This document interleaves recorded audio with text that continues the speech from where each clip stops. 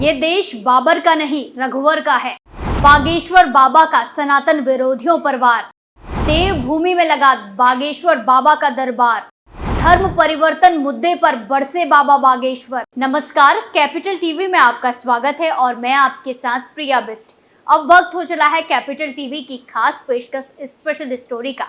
बागेश्वर धाम सरकार के नाम से मशहूर धीरेन्द्र कृष्ण शास्त्री पिछले कुछ समय से लगातार चर्चा में बने हुए हैं। वो हमेशा हिंदू राष्ट्र का एजेंडा साथ लेकर चलते हैं और सनातन विरोधियों और हिंदू विरोधियों को खुले में चेतावनी देते हैं, उन्हें लताड़ते हैं और कड़ी चेतावनी भी देते हैं। हाल ही में धीरेन्द्र कृष्ण शास्त्री देहरादून पहुंचे, जहां परेड ग्राउंड के खेल मैदान में उनका दिव्य दरबार लगा, जिसमें शाम 4 बजे आचार्य धीरेन्द्र कृष्ण शास्त्री को पहुंचने का समय बताया गया था। लेकिन बाबा का दरबार करीब 9 बजे शुरू हुआ और रात 11:15 बजे दरबार समाप्त होने की घोषणा की गई। इस दौरान बाबा बागेश्वर ने भारत को हिंदू राष्ट्र बनाने की मांग को दोहराया। राजधानी देहरादून के परेड ग्राउंड में आयोजित दरबार में पीठाधीश्वर धीरेन्द्र शास्त्री ने लोगों के पर्चे खोले और साथ साथ सनातन और हिंदू विरोधियों पर जमकर बरसे। आज बाबा के देवभूमि दौरे पर विस्तार से बात करते हैं और जानते हैं कैसे निकाली बाबा बागेश्वर ने सनातन विरोधियों की हेकड़ी।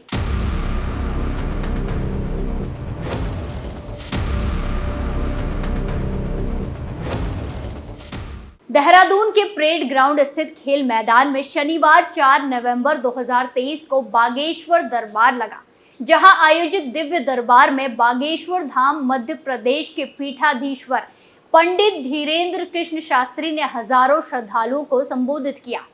इस अवसर पर उत्तराखंड के मुख्यमंत्री पुष्कर सिंह धामी ने धीरेन्द्र शास्त्री का स्वागत किया था।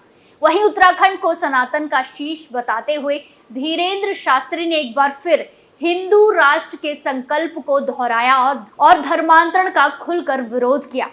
आपको बता दें कि शनिवार को देहरादून के परेड ग्राउंड में खेल मैदान में पहली बार धीरेन्द्र कृष्ण शास्त्री का दरबार लगा, जहां रात 8:20 पर धीरेन्द्र शास्त्री ने मंच पर पहुंचकर हनुमान जी के चरणों में शीश नवाया। मंच पर सबसे पहले संतों ने सनातन को सर्वोपरि रखने का संकल्प लिया। वहीं धीरेन्द्र शास्त्री ने कहा कि देवभूमि में कण कण में भगवान का वास है। उन्होंने कहा कि पर्चा तो बहाना है, असल में तुम सबको सनातनी बनाना है। हालांकि देर से शुरू हुए दिव्य दरबार में 3 ही अर्जियां पड़ी गई। इसके साथ ही पंडित धीरेन्द्र कृष्ण शास्त्री ने देहरादून में 5 दिनों तक कथा करने की घोषणा की है। उन्होंने कहा कि आज 1 दिन का दरबार लगा, ये समय देहरादून के लिए कम है। हम जल्द ही देहरादून में 5 दिन का दिव्य दरबार लगाएंगे और देहरादून के पागलों का दम पिएंगे। इसके लिए बात हो गई है, जल्द ही दरबार लगाया जाएगा। साथ ही बाबा बागेश्वर ने कथा के दौरान सनातन धर्म का झंडा बुलंद करने का संदेश भी दे दिया है। जिस तरह एक ब्लड ग्रुप वाला दूसरे ब्लड ग्रुप वाले को रक्त नहीं दे सकता, वैसे ही कैसे हम दूसरा मजहब स्वीकार कर सकते हैं। धीरेन्द्र शास्त्री ने देवभूमि उत्तराखंड में तेजी से फैलते दरगाहों और मस्जिदों पर चिंता जताते हुए कहा कि बागेश्वर नाम सुनाएंगे तो कोई चादर और फादर के निकट नहीं आएगा। वो जमीनों पर कब्जा कर चादर डाल देते हैं। अब जरूरत है बाबर को बेघर कर रघुवर का नाम बढ़ाया जाए। उत्तराखंड में ये काम होते दिख रहा है। जब उन्हें बागेश्वर नाम सुनाएंगे तो कोई चादर और फादर के निकट नहीं आएगा। उन्होंने मुख्यमंत्री पुष्कर सिंह धामी की तारीफ करते हुए कहा कि बाबर को बेघर कर दे, ऐसा मुख्यमंत्री होना चाहिए। साथ ही उन्होंने धर्म नगरी उत्तराखंड में मदिरा बंद करने के संकल्प को भी दोहराया। धीरेन्द्र शास्त्री ने आगे कहा कि सौभाग्य है कि आप लोगों को देवभूमि में जन्म मिला। अब हर घर के एक बच्चा सनातन का कफन बांध कर निकलेगा। दुनिया की कोई भी शक्ति हनुमान जी के सामने टिक नहीं सकती। जब शरीर दूसरा खून स्वीकार नहीं कर सकता तो हम दूसरे मजहब को क्यों स्वीकार करें। ये देश बाबर का नहीं रघुवर का है। उन्होंने कहा कि उत्तराखंड भारत का मुकुट है, ऐसे में सिर सनातन से ऊपर होगा तभी भारत हिंदू राष्ट्र बनेगा। उत्तराखंड अब सिर्फ सनातन सनातन देखेगा तभी भारत हिंदू राष्ट्र बनेगा। उन्होंने उत्तराखंड के पहाड़ों पर मस्जिद नहीं बल्कि राम मंदिर के निर्माण का आह्वान भी किया। वहीं इस मौके पर उत्तराखंड के मुख्यमंत्री पुष्कर सिंह धामी भी मौजूद रहे। दरबार में पीठाधीश्वर धीरेन्द्र शास्त्री ने लोगों के पर्चे खोले। सबसे पहले देहरादून के एक व्यक्ति का पर्चा खोला गया, उसमें पारिवारिक समस्या बताई गई थी। इसके बाद एक महिला की अर्जी लगी, महिला ने कारोबार को लेकर समस्या बताई। धीरेन्द्र शास्त्री ने खुद महिला की समस्या बताई और फिर उसका समाधान भी किया। इसके बाद बंजारावाला की एक महिला की अर्जी स्वीकार हुई। इस बीच धीरेन्द्र शास्त्री ने दरबार में सबसे पीछे खड़े एक व्यक्ति को बुलाया। उन्होंने कहा, सबसे आखिर में पेड़ के पास विजय नाम के व्यक्ति खड़े हैं, उनकी अर्जी स्वीकार हुई है, वो आ जाएं। ये सुनते ही पूरा दरबार तालियों से गूंज उठा। इसके बाद उन्होंने हेलमेट पहने खड़े एक व्यक्ति को बुलाया। गौरतलब है कि श्री पशुपतिनाथ मंदिर भारत चैरिटेबल ट्रस्ट की ओर से आयोजित इस दिव्य दरबार को शाम 4 बजे से शुरू होना था, लेकिन ऐसा नहीं हो पाया क्योंकि मुंबई से देहरादून आने के दौरान पंडित धीरेन्द्र कृष्ण शास्त्री के विमान को 2 बार इमरजेंसी लैंडिंग करनी पड़ी थी, जिसके चलते वो रात 8:20 पर परेड मैदान पर पहुंचे। उन्होंने देरी से आने का कारण बताते हुए भक्तों से इंतजार के लिए खेद भी व्यक्त किया। फिर अगली सुबह रविवार को बाबा धीरेन्द्र शास्त्री बद्रीनाथ धाम पहुंचे। बद्रीनाथ धाम पहुंचते ही यहां मंदिर समिति की ओर से उनका स्वागत किया गया। धीरेन्द्र शास्त्री ने कहा कि देवभूमि में कण कण में भगवान का वास है। यहाँ उन्होंने भगवान बद्री विशाल के दर्शन किए। बद्रीनाथ धाम पहुंचे पंडित धीरेन्द्र शास्त्री ने भगवान बद्री विशाल की पूजा अर्चना की और बाबा बद्री विशाल के दरबार में माथा टेककर आशीर्वाद भी लिया।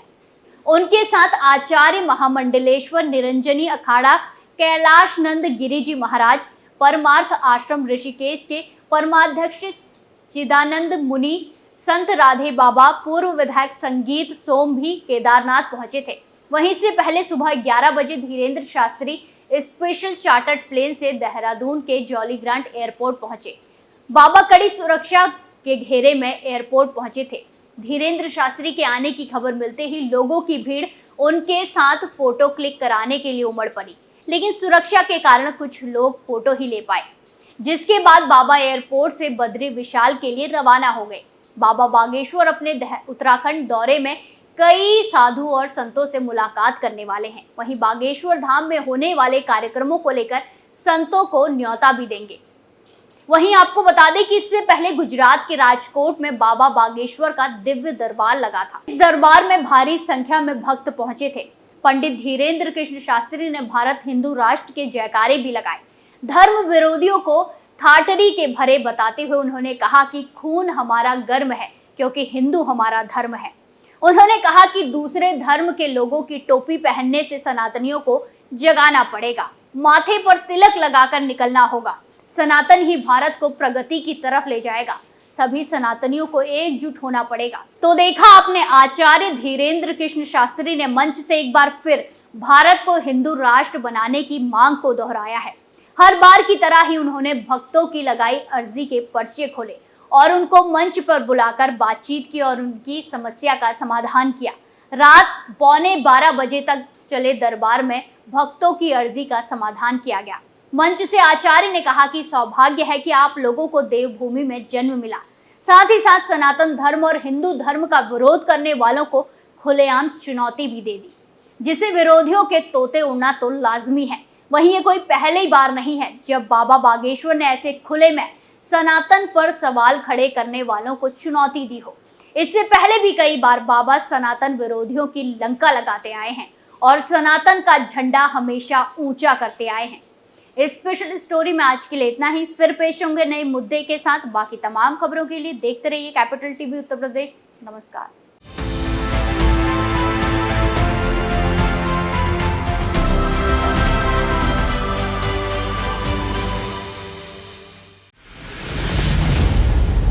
मैं राजनीति करता नहीं, पर राजनीति को बहुत गहरे तक समझता हूं। मैं लोगों के बीच रहता हूं, लोगों के मन को अच्छे से जानता हूं।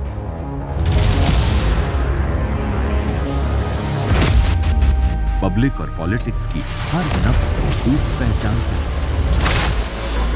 संघर्ष की सियासत से सत्ता के सिंहासन तक मैं हर खबर से खरा सच निकालता हूं। ना कोई दौड़, ना कोई race. Capital TV, Uttar Pradesh.